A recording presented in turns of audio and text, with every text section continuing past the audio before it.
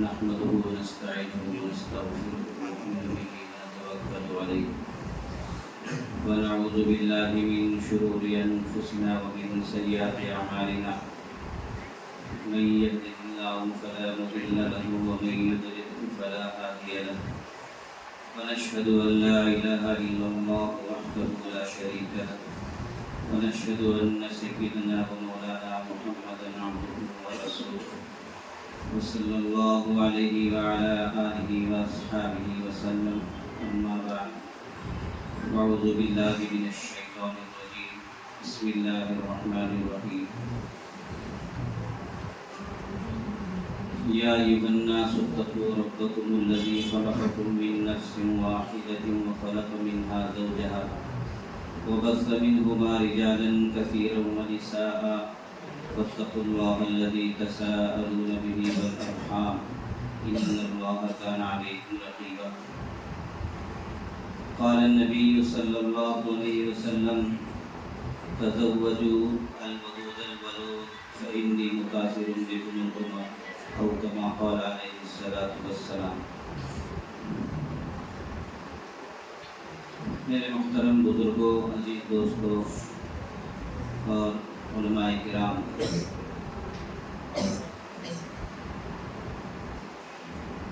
یہ نکاح کی مجلس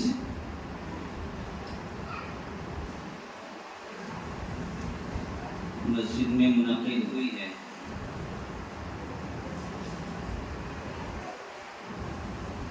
اور ہر ایک بندے کو چاہے بارش ہو یا نہ ہو اپنی نکاح کی مجلسوں کو مسجد میں ہی منعقد کرنا چاہیے اور اس کا اہتمام بھی کرنا چاہیے، مجبوری میں نہیں، سنت سمجھ کر کے۔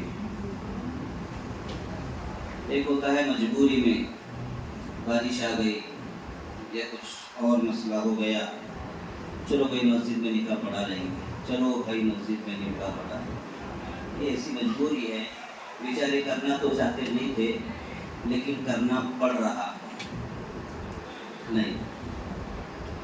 شریعت کو آپ مجبوری میں مت کریں، اور شریعت اتنی مجبور بھی نہیں ہے، اگر آپ نہیں کریں گے وہ چیز مٹ جائے گی، ایسا بھی نہیں ہے۔ آپ کو لاکھوں کروڑوں بندے مسجدوں میں کرنے والے ملیں گے لیکن ہم مسجد میں نکاح کرنے سے محروم ہو جائیں گے، یہ ہماری بدقسمتی ہو جائے گی۔ جہاں سے زندگی کی شروعات ہو رہی ہو، جو زندگی کا ٹرننگ پوائنٹ جس کو کہتے ہیں انگلش میں، اس کو ایسی خیر کی جگہ سے کرنا چاہیے شروع، جو دنیا میں سب سے بہترین جگہ ہے، جس کو ہم اللہ کا گھر کہتے ہیں، دوسری زبان میں مسجد کہتے ہیں، جہاں 5 وقتہ نمازیں ہوتی ہیں، جہاں تہجد ہوتی ہے، جہاں 4 اشراق ہوتے ہیں، جہاں رمضان کی تراویح ہوتی ہیں، جہاں جمعہ ہوتا ہے، جہاں بعض مرتبہ عیدین کی نمازیں ہوتی ہیں، نہ معلوم کتنی عبادتیں اس جگہ ہوتی ہیں۔ ہم اس جگہ کو چھوڑ کر جہاں بڑے بڑے اللہ والے نہ معلوم چھپے رستم ایسے لوگ ہوتے ہیں، جہاں انہوں نے سجدے کیے ہوں، جہاں دعائیں مانگی ہوں، جہاں ان کی دعائیں قبول ہوئی ہوں، ہم ایسی جگہوں کو چھوڑ کر کے بازاروں میں نکاح کر رہے ہیں، جو دنیا کی سب سے بدترین جگہ ہے۔ ہم دنیا کے بدترین جگہوں میں خوشی سے شادی کر رہے ہیں، اور جو بہترین جگہ ہیں وہ مجبوری میں کر رہے ہیں۔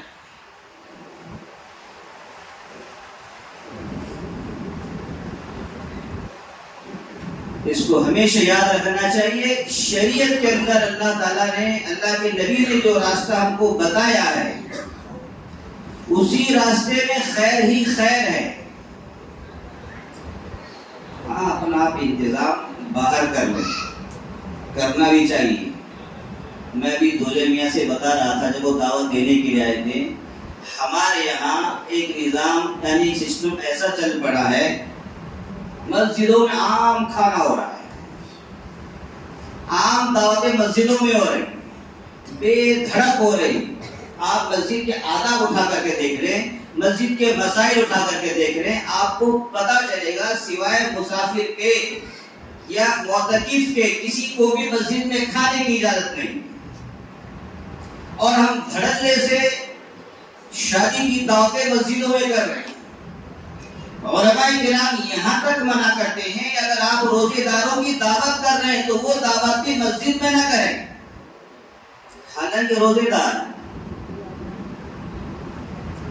اور ہمارا ایک ایسا نظام چل پڑا ہے، دیکھو ہماری جماعتیں آتی ہیں کھاتی ہیں، وہ ان کے احکام، وہ مسافر ہوتے ہیں ان کے لیے اجازت ہے، بلکہ ان کے لیے بھی ہدایت یہ ہوتی ہے کہ جماعت خانے کو چھوڑ کر کے دوسری جماعت کے اگلے اسٹیپ پہ وہاں انتظام کریں، ان کے لیے بھی ہدایت ہوتی ہے. لیکن پھر بھی وہ مسافر ہوتے ہیں اکثر، اس اعتبار سے گنجائش. لیکن ایک عام شادی کی دعوتیں مسجدوں میں اور کوئی پروگرام کی دعوتیں مسجدوں میں، علماء نے منع لکھا ہے. ماشاءاللہ سب علماء کرام یہاں موجود ہیں، سب جانتے ہیں. یہاں تک احکام ہے مسجد کے کہ مسجد میں آپ داڑھی میں کنگھا بھی نہیں کر سکتے. کیا کنگھا، کنگھی کرتے ہیں داڑھی میں، اس میں کیا ہوتا ہے؟ کچھ بھی نہیں. لیکن علماء کرام اسے بھی منع کرتے ہیں کہ آپ مسجد میں بیٹھ کر کے داڑھی میں کنگھا نہیں کر سکتے. کہیں ایسا نہ ہو کہ آپ کے داڑھی کے بال ٹوٹ کر کے مسجد میں گر جائیں اور مسجد گندی ہو جائے. اتنا اہتمام مسجد کے آداب، مسجد کے مسائل، سب چیزیں لکھی ہوئی. یہ نہیں کہ اللہ کے نبی کے زمانے میں ایک آدھ واقعہ پیش آ گیا، اب اسی کو دلیل بنا کر کے جنہوں نے مسجد کے آداب لکھے ہیں انہوں نے بھی وہ واقعہ پڑھا ہے جس میں یہودی نے پیشاب کر دیا تھا، انہوں نے پڑھا ہے واقعہ. اس کے باوجود بھی مسجد کے آداب لکھے ہیں. یہ ظاہری چیزیں ہوئی، باطنی چیزیں مسجد میں آ کر کے آپ دنیا کی بات بھی نہیں کر سکتے. یہ باطنی چیزیں، یعنی آپ نہ ظاہری گندگی کر سکتے ہیں مسجد میں، نہ باطنی گندگی کر سکتے ہیں. یعنی اس جگہ کو اتنا پاک رکھا جائے صرف اور صرف اللہ کے لیے. نہ کوئی گندی چیز ہو، نہ کوئی گندی بات ہو. گندی بات سے مراد دنیا کی بات ہے، وہ گندی باتیں نہیں، وہ تو بہت دور کی بات ہے، وہ تو ہو ہی نہیں سکتی. دنیا کی باتوں سے بھی منع کیا ہے. تو اس کا اہتمام کون کرے گا؟ ہم ہی تو کریں گے. کوئی فرشتے تھوڑے آئے گی، تو فرشتے تو معصوم ہیں، وہ تو گناہ کر ہی نہیں سکتے. اس لیے ہمیں ایسے موقع پر خاص طور سے ہم بھی ملوث ہو جاتے ہیں ان چھوٹی چھوٹی چیزوں کے اندر بھی. بعض مرتبہ آپ میری چیز دیکھیں گے تو مولانا نے کیا تھا، ہم بھی کریں گے، کوئی غلط نہیں ہوگا اسی لیے تو کیا تھا. بعض مرتبہ ثبوت بن جاتا ہے، بعض مرتبہ چیز دلیل بن جاتی ہے. اس لیے خاص طور سے اس کا اہتمام کرنا چاہیے کہ نکاح مسجد کے اندر ہو، باقی ضرورتیں مسجد کے باہر ہوں. باقی ضرورتیں مسجد کے باہر ہوں، نکاح مسجد کے اندر ہوں. اور ہم کیا کرتے ہیں؟ نکاح باہر ہوتا ہے، باقی ضرورتیں مسجد میں پوری ہوتی. الٹا، پورا الٹا ہوتا ہے.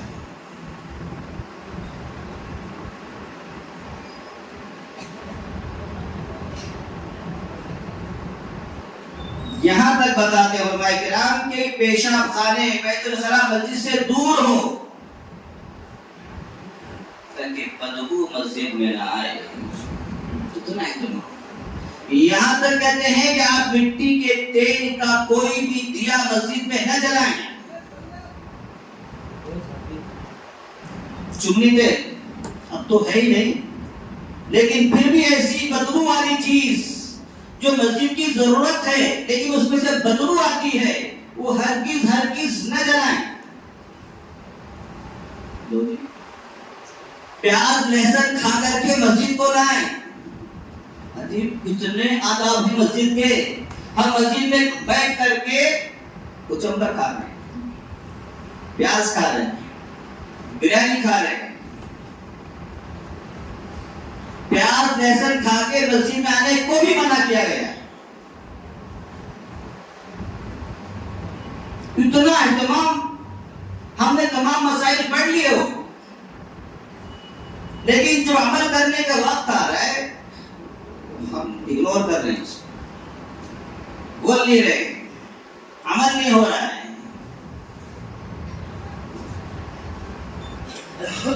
مسجد میں کرنے کا حکم جو دیا گیا ہے وہ اسی لیے دیا گیا ہے تاکہ آپ کا نکاح پاک جگہ ہو، متبرک جگہ ہو، جہاں نیک جنات رہتے ہوں، فرشتے رہتے ہوں. اعتکاف کی نیت سے لوگ مسجد میں داخل ہو کر کے آپ کے نکاح میں شریک ہوتے ہوں، باوضو ہوتے ہوں، منہ میں تمباک، پان، ایسی ویسی چیزیں، بدبودار کوئی چیز نہ ہو. اس حالت میں جو نکاح پڑھایا جائے گا، اس حالت میں جو آمین کہی جائے گی، اللہ کی ہم قبول ہو گیا. آپ کو باہر وہ ماحول نہیں ملے گا، وہاں شور شرابہ، بیان کرنے والے کو، سامنے والوں کو چپ کرانا مشکل ہو جاتا ہے. خاموش ہو جاؤ، خاموش ہو جاؤ. اسی لیے میں جب نکاح میں جاتا ہوں، اگر پنڈال میں نکاح ہو رہا ہو، بالکل بھی بیان نہیں کرتا جب تک دولہا نہ آ جائے. اس لیے کہ جب تک دولہا آتا نہیں کوئی چپ ہوتا ہی نہیں، کوئی بھی چپ نہیں ہوتا. ہاں اگر مسجد میں نکاح ہے تو میں دل کھول کے بات کرتا ہوں. لوگ کہتے ہیں مولانا جب مجمع آئے کر بات کرو، مجمع آئے کے بعد بات ہوگی. لوگ کہتے ہیں مجمع آئے کر بات کرو، یہ کون سی بات ہوئی؟ مجمع آنے کے بعد بات ہوگی نا. مجمع کو تو سمجھانا ہے، جب مجمع ہی نہیں ہے وہاں بات کس سے کرو گے؟ پنڈال سے کرو گے؟ میں بالکل نہیں کرتا ہوں بات. میں نے کہا جب دولہا آئے گا سب لوگ دوڑ کے آئیں گے. قاضی صاحب چاہے 1 گھنٹہ پہلے آ کے بیٹھ جائیں، کوئی بھی نہیں آئے گا. ابھی دولہا سے نہیں آئے گا.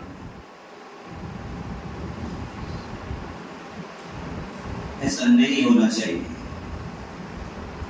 تو اسی لیے اپنے نکاحوں کا عہد کرو کہ انشاءاللہ ہم اپنے جتنے بھی اب آگے کے نکاح ہیں مسجدوں میں کریں گے نہیں؟ یا اگر کسی کا دوسرا نکاح ہو وہ بھی مسجد میں کریں گے نہیں؟ ماشاءاللہ دوسرے نکاح کے لیے سب تیار ہیں. دوسرا نکاح، تیسرا نکاح، چوتھا نکاح، آج کل اس کو عیب سمجھا جا رہا ہے. کیا سمجھا جا رہا ہے؟ عیب. دوسرا نکاح کرنے والا بھی ذرا چھوٹ کو نکاح کر رہے ہیں، کون پکڑ ماریں گے کر. شریعت ہے، جس چیز کی شریعت اجازت دیتی ہے دنیا والے چاہے پورے سے دشمن بن جائیں اس کی کوئی پرواہ نہیں، کوئی پرواہ نہیں اس کی. اور اگر پوری دنیا والے آپ کا ساتھ دیں لیکن اللہ ناراض نہیں، شریعت کی اجازت نہیں دے رہی ہے، اس کو ہرگز نہیں کرنا. انسان کی ضرورتیں ہوتی ہیں لیکن شریعت کو ہم نے عام غلطے کی وجہ سے یا کہو جہالت کی وجہ سے شریعت کی باتوں کو، شریعت کے کام کو کرتے ہوئے بھی ڈرنا پڑ رہا ہے. اگر اللہ نے آپ کو طاقت دی ہے، اللہ نے آپ کو ہمت دی ہے 1 سے 2 بیویاں سنبھالنے کی، یا کسی بیوہ کا سہارا بننا چاہتے ہیں،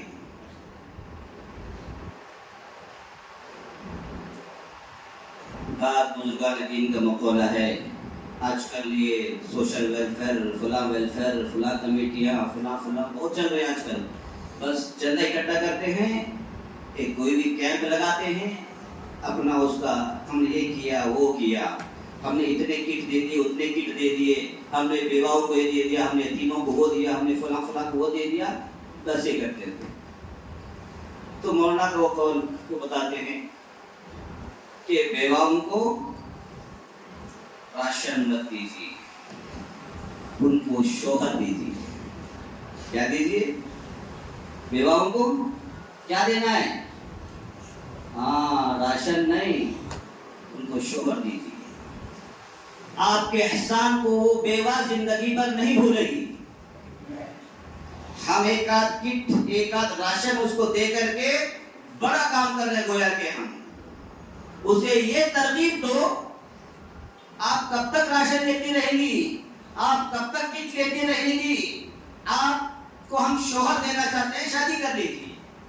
یہ ترغیب دیجیے اس بیوہ کو، دیکھو وہ بیوہ پھر اس دنیا کے اندر اپنے ماحول کے اندر عزت کے ساتھ جیے گی، ورنہ وہ ان ویلفیئر سوسائٹی والوں کے محتاج بن جائیں گے، اور ویلفیئر سوسائٹی والے ان کے فوٹو نکال کر اس کو بدنام کر دیں گے۔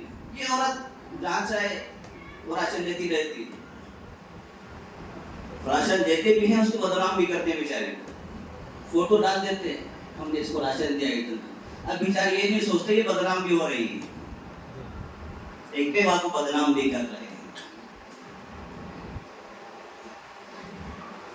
تو یاد رکھیں گے بیوہ کو کیا دینا ہے؟ راشن نہیں، شوہر دینا ہے۔ یہ ماحول بناؤ، یہ کوئی غلط ماحول نہیں ہے۔ اللہ کے نبی نے 10 شادیاں کس سے کی ہے؟ کون تھی؟ بیوہ تھی، مطلقہ تھی۔ صرف ایک حضرت عائشہ کنواری ہیں۔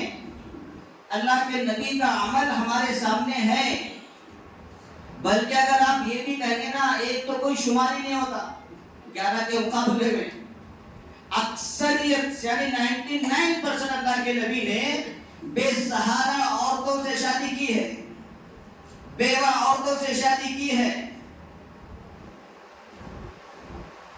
صرف حضرت عائشہ کنواری تھی، ان سے شادی کی ہے، ایک ثبوت ملتا ہے صرف، اور وہ بھی اللہ تعالیٰ نے کر دیا، حضرت ابو بکر نے دے دی۔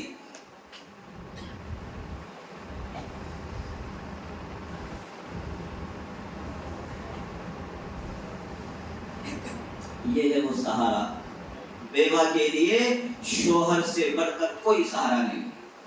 ہمیشہ یاد رکھیں اس بات کو، وہ عزت کی زندگی جیے گی کہ میرا شوہر موجود ہے، کوئی اس بیوہ کو غلط نگاہ ڈال نہیں سکے گا، کسی کی ہمت نہیں ہو سکے گی۔ بیوہ چلی جائے کوئی 10 نگاہیں اڑتی ہیں اس کے اوپر، اس لیے کہ بیوہ ہے، کوئی پوچھنے والا نہیں، شوہر نہیں اس کا شوہر ہو جائے کسی کی ہمت نہیں ہوگی، اس کو من جانب اللہ وہ مرعوب کر دیا جائے گا، سامنے والے کو کسی کی ہمت اور جرأت نہیں ہوگی۔ لیکن ہم نے شریعت کو سمجھا نہیں ہے، ہم ماحول میں آ کر کے مغلوب ہو گئے، ماحول میں آ کر کے مرعوب ہو گئے، ہم نے شریعت کو بھی مرعوب کر دیا، مغلوب کر دیا، ہم نے شریعت کے احکام کو کھل کر کے بتانا بھی نہیں سمجھا۔ آپ صحابہ کرام کی سیرت کو اٹھا کر کے دیکھ لیں،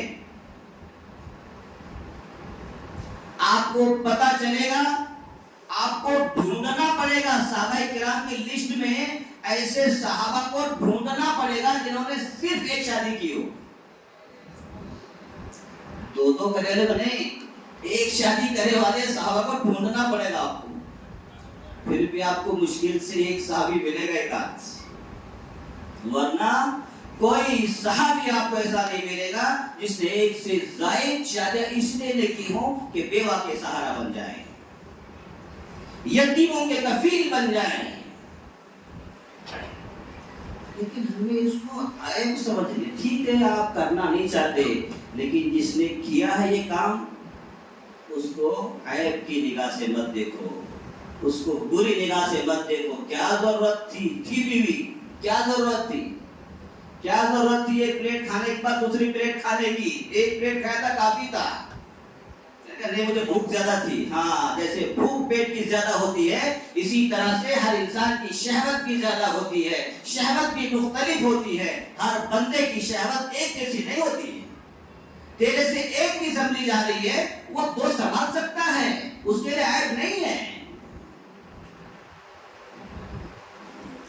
لیکن ہم نے شریعت کو سمجھا نہیں، شریعت کو ہی غلط سمجھ لیا. جب انسان کے اندر انصاف کرنے کا اس کے پاس طاقت موجود ہے، سنبھالنے کی طاقت موجود ہے، ایک بیوہ کا سہارا بن سکتا ہے، اس کو عزت دے سکتا ہے، اس کو مقام اور مرتبہ دے سکتا ہے،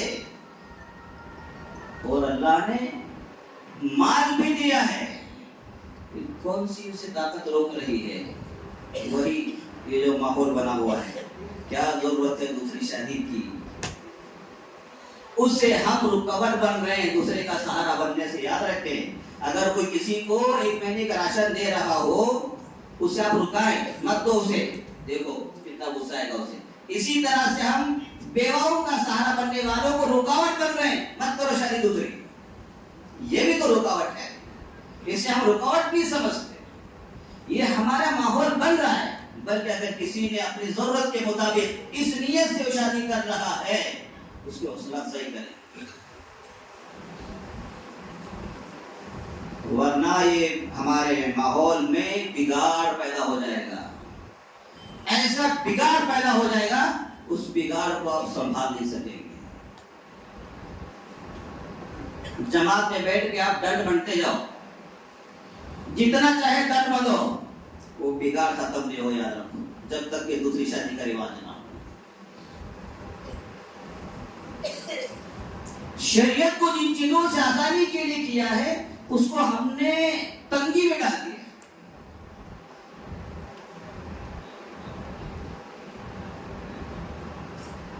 اسی لیے تو زنا عام ہو رہا ہے، نکاح مہنگے ہوتے جا رہے ہیں، زنا سستے ہوتے جا رہے ہیں. حضرت موسیٰ علیہ السلام نے جب شعیب علیہ السلام کی لڑکی کا نکاح کا پیغام دیا تو کہا 10 سال بکریاں چلاؤ. کہا کہ نہیں کہا؟ علماء جانتے ہیں کتنے سال؟ 10 سال میری بکریاں چلاؤ چلاؤ. شعیب علیہ السلام وہ بھی نبی تھے. موسیٰ علیہ السلام نے کہا مجھے منظور ہے، لیکن میں نکاح کروں گا. 10 سال بکریاں چلانا منظور ہے. یہ ان کا مہر تھا، ضروری نہیں مہر پیسوں کی شکل میں ہو.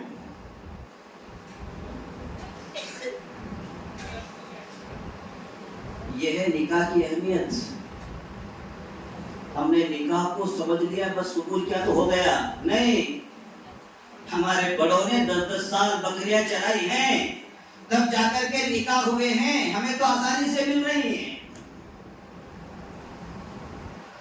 ادھر یوسف علیہ السلام وہ بھی نبی وقت ہیں، ادھر وہاں زنا کا آفر ہو رہا ہے. انہوں نے کہا نہیں، بالکل نہیں. حدیث مصر نے کہا تو پھر ٹھیک ہے، چلو جیل میں 10 سال کے لیے. یہ دیکھیے، وہاں نکاح کے لیے 10 سال بکریاں چلانی پڑ رہی ہیں، یہاں نکاح سے بچ کر کے زنا کا آفر آ رہا ہے. اس سے بچنے کی جو سزا مل رہی ہے 10 سال جیل ہو رہی ہے. یہ عجیب بات ہے نا. ایک نبی نکاح کے لیے 10 سال بکریاں چلا رہا ہے، اور ایک نبی زنا سے بچنے کے لیے 10 سال جیل کاٹ رہا ہے. یہ منظور ہو، یعنی 10 سال جیل کاٹنا منظور ہے، لیکن زنا منظور نہیں. کتنی عجیب مثالیں ہیں، نبیوں کی مثالیں، نبیوں کی مثالیں ہیں. انبیاء کرام یہی تو چاہتے تھے کہ دنیا میں نکاح عام ہو جائے اور زنا ختم ہو جائے.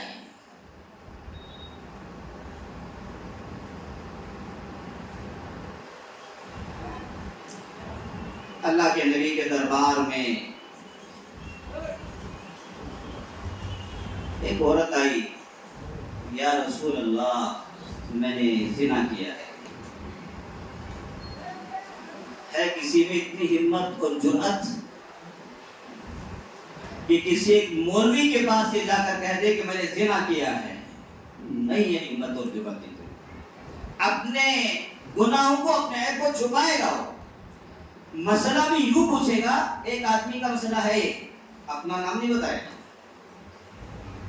XYZ, अच्छा काटो XYZ, सामने बच रहा है उससे। अल्लाह के नबी ने जब उन्होंने कहा, उस औरत ने कहा मैंने जिना किया, अल्लाह के नबी ने मुंह फेर लिया ऐसा। वो औरत, वो सहाबिया फिर उधर आई जिधर अल्लाह के नबी का चेहरा था, या रसूल अल्लाह किया है मैंने जिना, आप मुंह फेरा रहे। फिर अल्लाह के नबी मुंह फेरा, फिर वो गई, या रसूल अल्लाह मैंने जिना किया है, पेट में बच्चा है। लो अब आगे क्या कहोगे? यानी उसने सबूत दे दिया, या रसूल अल्लाह पेट में बच्चा भी है, मैंने जिना किया है। अब अल्लाह के नबी एकदम अच्छा, ऐसा है मुस्लिम।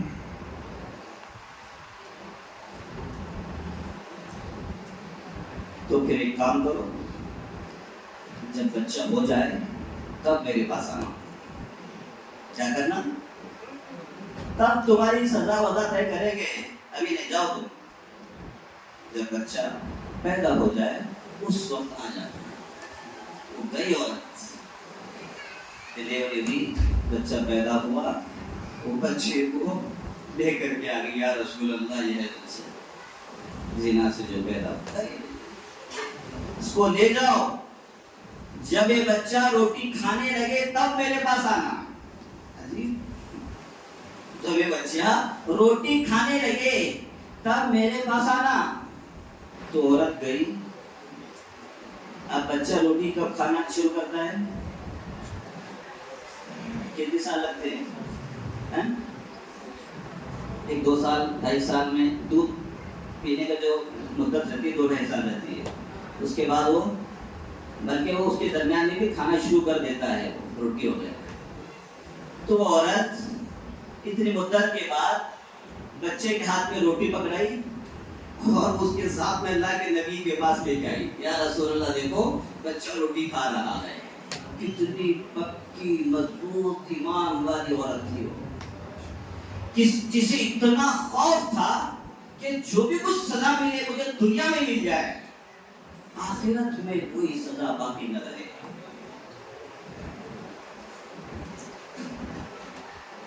इससे ये भी चीज मालूम होती है, इस वाक़े से अल्लाह के नबी ने जिना के सबूतों के लिए जिना वाली चीजों से इग्नोर किया है, जहां तक हो सके इग्नोर।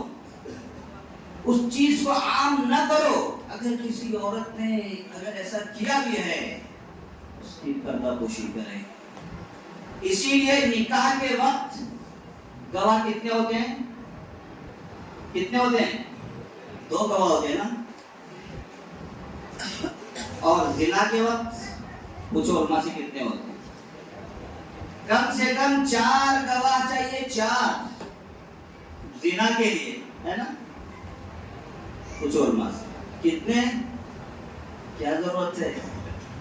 निकाह के लिए तो 2 ही काफी है, और जिना के लिए 4 गवाह चाहिए, 4।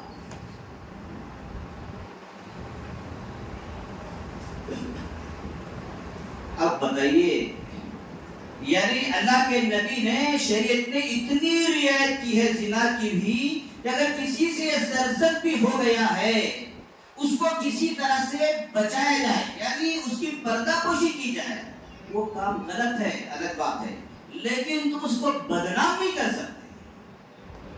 अल्लाह कब उसे तौबा की तौफीक दे दे, वो बड़े बड़े अल्लाह वालों में शुमार हो जाए। लेकिन हम जरा सा कोई इशारा सा मिल जाए, उसे बदनाम करना शुरू कर देते हैं। ये ऐसा है, वैसा है, ये ऐसी है, ये वैसी। अल्लाह का खौफ करो।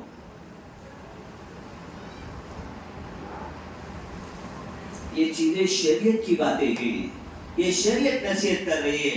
अल्लाह के नबी का अमल हमें बता रहा है, ऐसी चीजें अगर नजर भी आ जाएं, नजरअंदाज करो, नसीहतें करो, उनको बदनाम मत करो। तो फिर मुफ्ती साहब तशरीफ ला चुके हैं। बहरहाल निकाह जैसा कि वो जमातों ने तय किया है, सुना है कि बड़ा मजमा भी है, बहरहाल मस्तूरात भी हैं, तो इससे वो निकाह पेटदान में करना चाह रहे हैं। बस मैं अपनी बात बजाय लंबी करने के اکتفا کرتا ہوں. اللہ ہمیں شریعت کو مکمل طریقے سے سمجھنے کی توفیق نصیب فرمائے اور اسی کے مطابق ہمیں عمل کرنے کی بھی توفیق نصیب فرمائے. وآخر دعوانا الحمدللہ رب العالمین.